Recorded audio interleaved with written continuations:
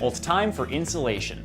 Now, I'm treating insulation like it's a separate category for this video, but the truth is that there is some overlap with the air sealing category.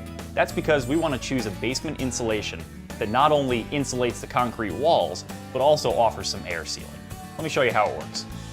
Now, without getting too nerdy about this, there's really one thing you need to understand about insulating a basement, and that is that warm air can hold more moisture than cold air. So when that warm air is cruising around the basement, if it hits a cold surface, it will drop that moisture. Now, in a basement, the relatively cold surface is the concrete wall. So to protect against that, we are going to insulate the wall with rigid foam. The ground is a pretty good insulator, so you don't need a lot of insulation on basement walls. In fact, you can do the job well with just a 2-inch layer of polystyrene stuck right to the surface of the concrete. Although you can use plastic anchors to attach the foam, I found an ordinary low expansion spray foam applied to the back of each sheet is more than enough to keep it stuck in place. You'll want to keep pressure against the rigid foam until the spray foam tacks up, usually no more than 10 minutes, which you can do by leaning a piece of lumber against the wall or using dried pieces of foam if there's something to wedge against. When working around objects like this waste pipe, you might need to work in smaller pieces. Now, to cut multiple pieces of foam to the same size, I stack and align sheets, make my cut on the top sheet using a circular saw, and then repeat the process, following the score mark left by the saw blade. You'll notice that I have some gaps that'll need filling. That's not due to sloppy measurements, it's purposeful. Small gaps are hard to fill with foam, so I leave them slightly oversized, say about 1/4 of an inch, to allow me to get the tip of the spray foam gun in for easier filling. If you don't already own a foam gun, it's worth the $30 for a job like this.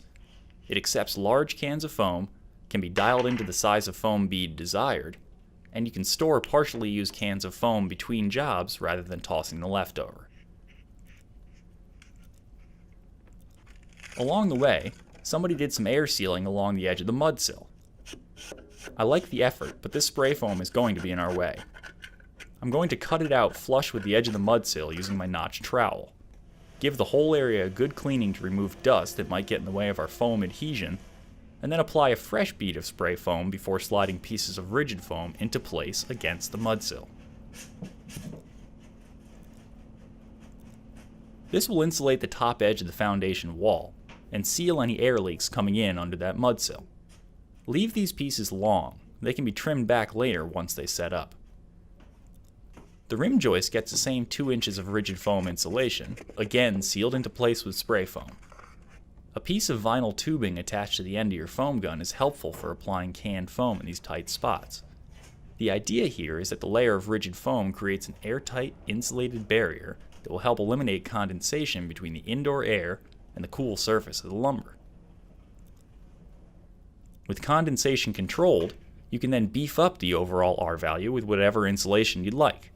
Here, I'm using a double layer of R15 mineral wool batt insulation, which I cut to size with an old corrugated bread knife. The mineral wool combined with the foam gives me an R value of about 40. Remember, the rim joist is above grade, so unlike the concrete walls, it needs to be insulated at least the same R value as the framed walls above it. After the canned foam is set up, trim it flush with a notched trowel to leave a clean, finished surface. You can also trim off the overhanging foam from the top of the wall, using either the notched trowel or a hand saw. With everything trimmed back, look for voids that need to be filled. Don't be afraid to plunge the tip of the spray foam gun right into a hole to fill it completely.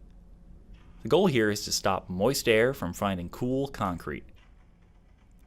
For tighter seams and gaps, use house wrap tape. Make sure the surfaces are free of dust, roll out the tape neatly, and then smooth it out with some firm hand pressure or a stiff blade to ensure a good bond. That wraps up the job, and now you have a dry, comfortable, efficient space ready for stud walls and your desired finishing touches.